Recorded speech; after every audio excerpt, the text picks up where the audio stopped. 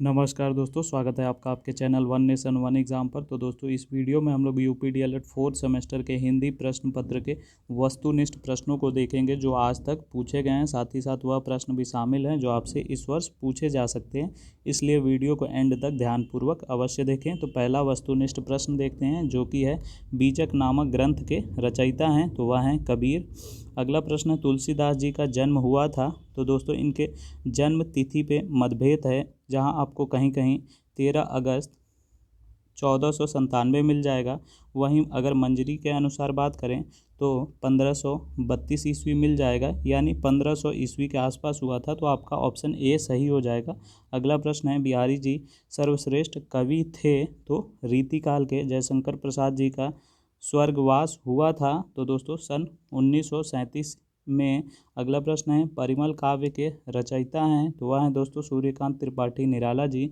खूब लड़ी मर्दानी वह तो झांसी वाली रानी थी की रचयिता थी सुभद्रा कुमारी चौहान। अगला प्रश्न है पंचपात्र के लेखक हैं, तो वह है दोस्तों श्री पद्मलाल पुन्नालाल बख्शी। अगला प्रश्न है हिंदी जगजीवन का संपादन किया था हरिभाव उपाध्याय ने। वनमाला और आनंदमयी की रचयिता हैं दोस्तों डॉक्टर नागेंद्र। अगला प्रश्न है वीणा काव्य रचना के रचयिता हैं, तो वह हैं सुमित्रा कुमारी पंत। नाम राम नरेश त्रिपाठी का जन्म हुआ था सन 1889 में।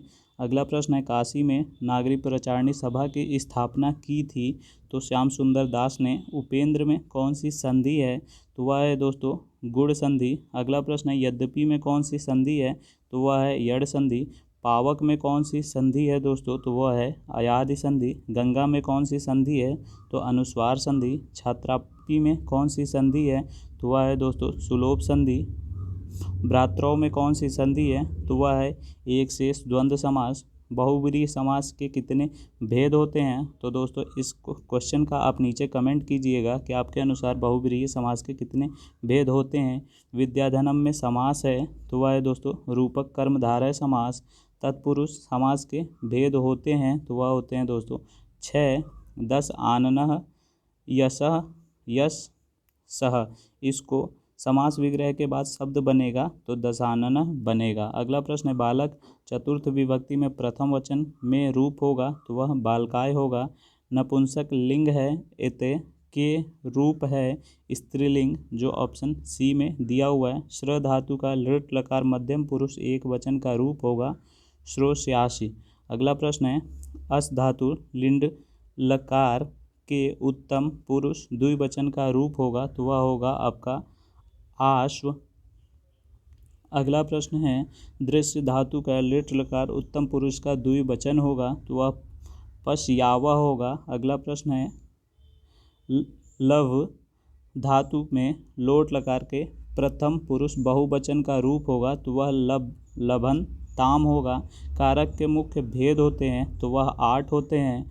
अगला प्रश्न है पंचमी विभक्ति का कारक चिन्ह होगा, तो वह दोस्तों ऑप्शन सी में जो से लिखा है वही होगा। संप्रदान कारक में चतुर्थी विभक्ति में चिन्ह होता है के लिए। अगला प्रश्न है किसी बात को सुंदर लिखने को कहते हैं, तो वह श्रुत लेख हो जाता है। और किसी वाक्य को देखकर ठीक वैसा ही लिखना जो होता है वह अनुलेख होता है। और अगला प्रश्न है किसी के द्वारा बोले हुए वाक्य को लिखना उसे कहते हैं सुलेख।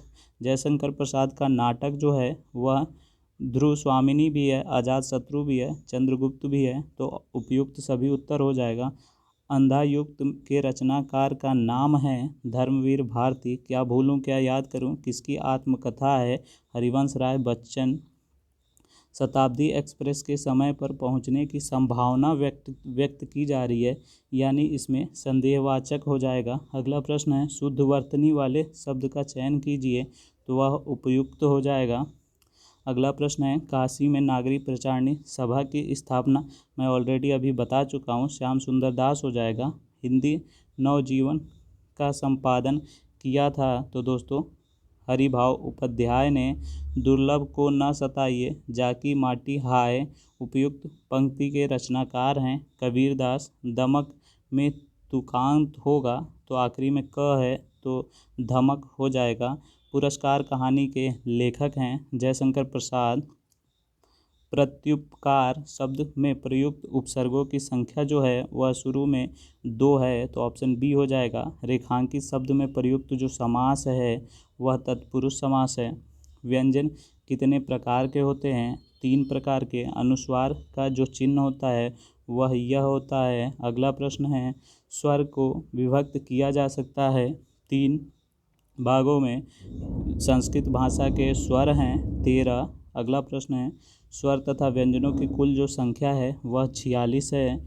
और अगला प्रश्न है, काव्य महाकाव्यों में सार गर्भित वाक्यों को कहते हैं तो सूक्ति कहते हैं। हितम मनोहारी च दुर्लभम वच सूक्ति किस काव्य की है? तो किरातार्जुनीयम का है।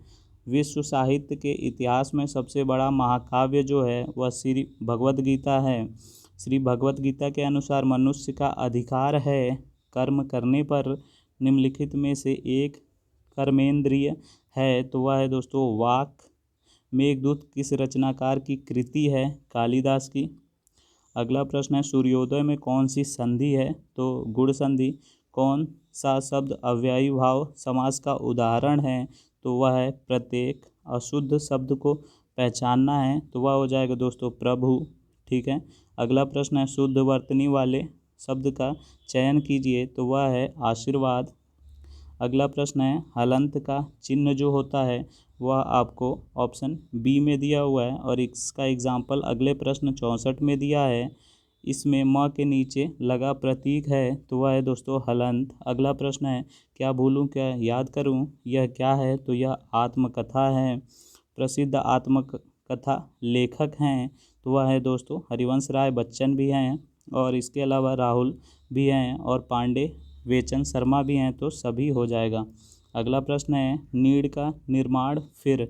यह दोस्तों एक आत्मकथा है। आकाशदीप के जो लेखक हैं वह जयशंकर प्रसाद हैं। मधुशाला मधुबाला मधुकलश के रचनाकार हैं हरिवंश राय बच्चन। कनुप्रिया के रचनाकार हैं धर्मवीर भारती। विसर्ग का जो चिन्ह है वह ऑप्शन ए में दिया हुआ है। चिंतामणि के लेखक जो हैं वह हैं रामचंद्र शुक्ल। रानी केतकी की कहानी के रचनाकार हैं इंसाल्लाह खान। गुनाहों के देवता उपन्यास के जो लेखक हैं वह हैं धर्मवीर भारती। ठेले पर हिमालय निबंध के लेखक हैं धर्मवीर भारती। हिंदी गद्य की जो विधा है वह नाटक उपन्यास कहानी सभी है, तो उपयुक्त सभी उत्तर हो जाएगा। अगला प्रश्न है, कलम का सिपाही नामक कृति के लेखक हैं वह हैं अमृत राय। दीपदान है दोस्तों एकांकी। भारत दुर्दशा नामक एकांकी के रचनाकार हैं भारतेंदु हरिश्चंद्र। आवारा मसीहा के रचनाकार हैं विष्णु प्रभाकर।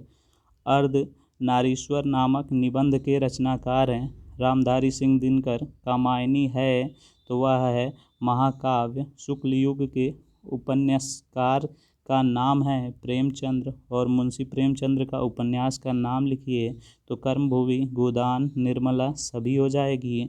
अगला प्रश्न है, सुगम शब्द का विलोम लिखिए तो वह हो जाएगा दोस्तों दुर्गम। रविंद्र शब्द में संधि है तो वह है दीर्घ संधि।